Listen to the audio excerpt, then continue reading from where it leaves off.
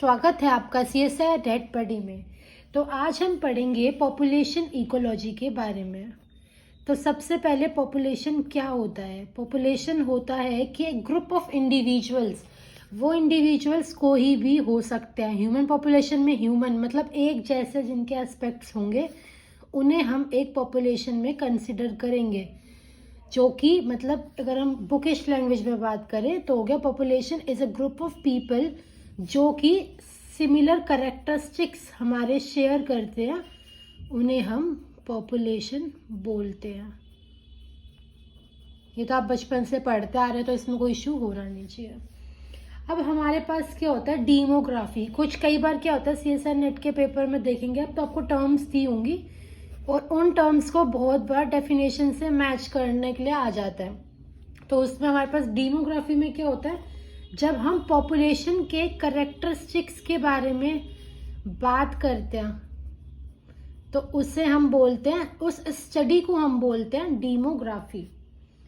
अब जो हमारी पॉपुलेशन डेंसिटी होती है वो दो टाइप की होती है, क्रूड डेंसिटी और स्पेसिफिक डेंसिटी। इस पर बहुत बार अच्छे अच्छे क्वेश्चंस आ चुके हैं और हमेशा इकोलॉजी से आपको टू द पॉइंट क्वेश्चंस आते हैं। बस आपको अगर थ्योरी आपकी स्ट्रांग है तो आप वो क्वेश्चन आसानी से कर पाएंगे। तो क्रूड डेंसिटी क्या होती है? जब हमारे पास हैबिटेबल लाइक हमारे पास अर्थ है, अर्थ पे हमारे पास लैंड है और वाटर भी है, बट हम वाटर में तो नहीं रह सकते, हम लैंड पे रहेंगे। तो क्रूड क्या होता है? जो कि हैबिटेबल प्लस नॉन हैबिटेबल, जो पार्ट हम खुद के लिए यूज नहीं कर सकते उसे बोलते हैं हम क्रूड डेंसिटी। बट स्पेसिफिक जो हम यूज कर रहे हैं लाइक हम लैंड पे रहते हैं तो वो हमारा क्या हो गया? Specific density. अब हम बहुत बार आपने मार्क एंड रिकैप्चर का क्वेश्चन आता है तो इस क्वेश्चन को ध्यान रखें। एक स्कीम सीधा मैं आपको बताऊंगी, उससे याद रखना। कई बार बोलते कि हमने 100 बटरफ्लाइज पकड़ी बट नेक्स्ट टाइम हमने 20 बटरफ्लाइज जो थी हमें मिली जो कि मार्क्ड थी, और उससे भी नेक्स्ट टाइम हमें सिर्फ 5 ही बटरफ्लाइज मिली जो कि मार्क्ड रह गई थी। तो अब हमसे पूछेंगे इनिशियली जो बटरफ्लाइज थी टोटल बटरफ्लाइज कितनी थी? तो सिंपल कुछ नहीं करना है, जो लास्ट में आपने पहले ऐसा इक्वेशन बना लेना है क्वेश्चन से। 5 को हमें डिवाइड करना है बाय 20, तो 5 को जब मतलब 20 को हम डिवाइड करेंगे 5 से तो हमारे पास आ गया 5 4s are 20। अब हम क्या करेंगे? जो ये 4 आया है इसे 100 से मल्टीप्लाई कर देंगे तो 4 इंटू 100 इज इक्वल टू 400। तो हम क्या बोल सकते हैं? इनिशियल जो बटरफ्लाई थी हमारे पास the number of butterflies will be 400। तो इस मेथड को हम क्या बोलते हैं? Mark and recapture. हमने बटरफ्लाइज को सबसे पहले मार्क किया था बट हर बार जब हमने बटरफ्लाइज को पकड़ा तो उसमें से हमें कुछ कुछ बटरफ्लाइज मिलती चली गई जो कि मार्क्ड थी। तो इस क्वेश्चन पे मतलब ये क्वेश्चन आता ही है, मतलब ऐसा होता है कि बहुत बार आता है। लास्ट 2 सालों से तो नहीं आ रहा है, उससे पहले ही आता था हमेशा। अब हमारे पास कुछ बेसिक टर्म्स है लाइक नेटेलिटी हो गया, हमारे पास कितने इंडिविजुअल्स बर्थ लेते हैं उसे हम बोलेंगे natality. Like number of births per individual, एक पॉपुलेशन में कितने बर्थ होंगे उसे हम बोलेंगे पर इंडिविजुअल के हिसाब से, उसे हम बोलते हैं नेटेलिटी। मैक्सिमम कि कितने हो सकते हैं, मतलब हमारे पास कितने बर्थ हो सकते हैं, मैक्सिमम कैपेसिटी की हम अगर बात करते हैं तो वो चीज़ हो गई। अब हमारे पास होता है फेकेंडिटी और एक होता है फर्टिलिटी।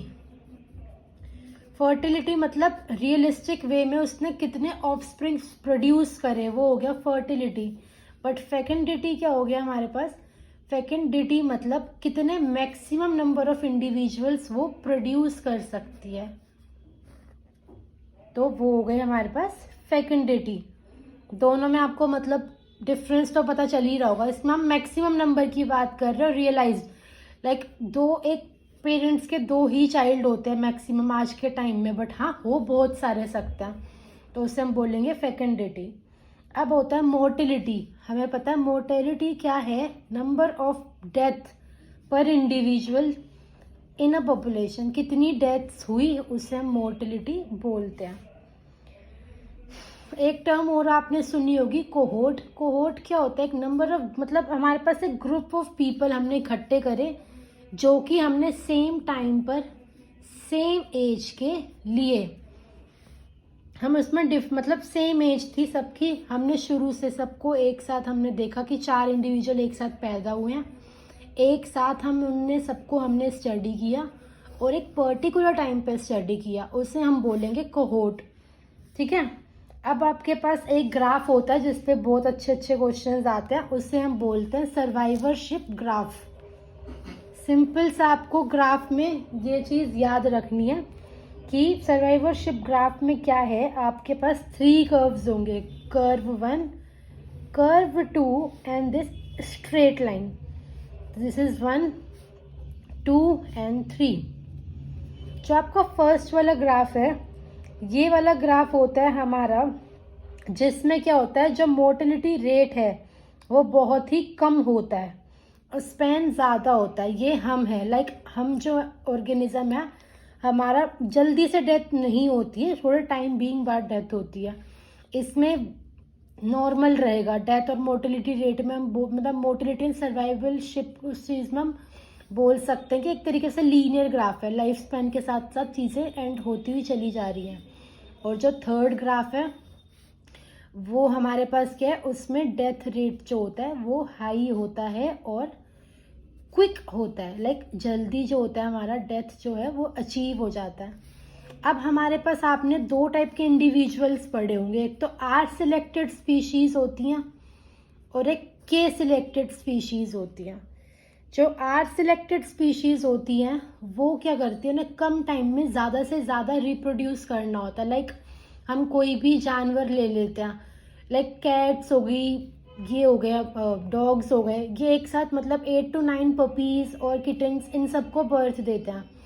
तो उन्हें कम टाइम में अपनी क्योंकि इनकी इतनी हाई मतलब हमारा जो वो है रिप्रोडक्टिव फेज बोलो उनका और लाइफ स्पैन भी बोलो, तो वो इतना ज़्यादा नहीं होता। तो उन्हें कम टाइम में ज़्यादा से ज़्यादा रिप्रोड्यूस करके अपनी ऑफस्प्रिंग्स की जो क्वांटिटी होती है उन्हें इंक्रीज़ करना होता है। But as compare to us हमारा लाइफ स्पैन ज़्यादा होता है। तो लाइक आजकल 1 या 2 चाइल्ड जो होते हैं मैक्सिमम हो जाते हैं, मतलब इतना ही इनफ होता है।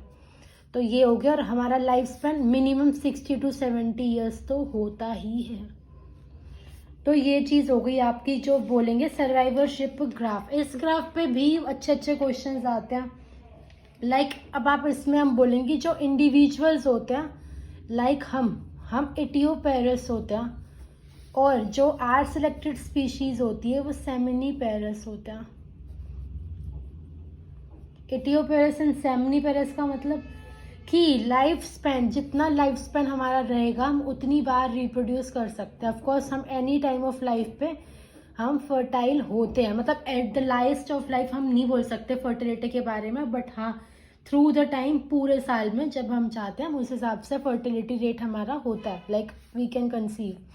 बट इन द सेमिनीपेरस के केस में अगर हम बात करते हैं तो एक पर्टिकुलर टाइम होता है लाइफ के पीरियड के बीच में जहाँ वो फर्टाइल हो पाते हैं। तो हमारे पास हो गया ये एक नया, ठीक है। होप सो इसमें कोई डाउट आपको ना हो। साथ के साथ इसमें आपके साथ एक और है जिसे कहते हैं हम डिस्पर्जन। डिस्पर्जन मतलब कैसे हमारी जो स्पीशीज़ हैं वो कैसे फैली हुई है, उससे हम बोलेंगे डिस्पर्जन। तो डिस्पर्जन्स में हमारे पास क्या होता है, 3 टाइप की कैटेगरीज होती हैं। एक होती है रैंडम, एक होता है हमारे पास रेगुलर, और एक होता है क्लम्प्ड। क्लम्प्ड मतलब गुच्छा। तो आप कैसे बोलेंगे, लाइक हमारे पास एक नदी जा रही है, ठीक है, ये आपका स्पेस है, यहाँ पे नदी जा रही है। नदी के पास सबसे ज़्यादा पॉपुलेशन मिलते हैं। वह आपने कोई भी सिविलाइजेशन देखा हो तो हर चीज़ जो सिविलाइज हुई, क्योंकि रिसोर्सेज आर मैंडेटरी, तो उस पर्पज़ से हमेशा जहाँ पर कोई रिसोर्स होता है, रिजर्वॉयर है वाटर का, तो वहाँ पर सबसे ज़्यादा हमारा क्या है, डिस्पर्जन होता है। मतलब वहाँ पर सबसे ज़्यादा पॉपुलेशन पाई जाती है और वो क्लम्प्ड होती है, गुच्छों में लोग वहाँ पे मतलब इकट्ठे हैं। जो रैंडम बोल रहे हैं हम कहीं भी, वो भी पॉसिबल होता है, रैंडमली कोई भी कहीं भी पॉसिबल है एक एरिया के अंदर। रेगुलर जो होता है कि हाँ हर एक रेगुलर इंटरवल पे पीपल रह रहे हैं, ये थोड़ा कम पॉसिबल होता है, बट वी मतलब मॉडल है तो हमें कंसिडर करना है। इसमें जो क्वेश्चन आता है कई बार आपको डायग्राम ही दे दिया जाएगा और फिर पूछा जाएगा कि इसमें से बताओ कौन सा डायग्राम किसका है, ठीक है। अब आपके पास नेक्स्ट टॉपिक जो आता है वो है age structure and age pyramid.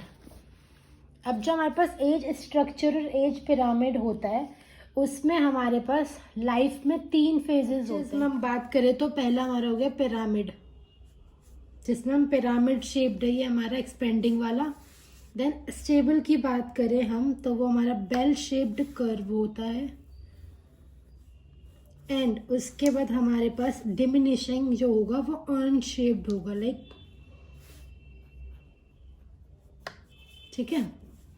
अब क्या होता है हमारी लाइफ में 3 फेजेस होते हैं, ठीक है। पहला होता है हमारा प्री रिप्रोडक्टिव, रिप्रोडक्शन से पहले का फेज।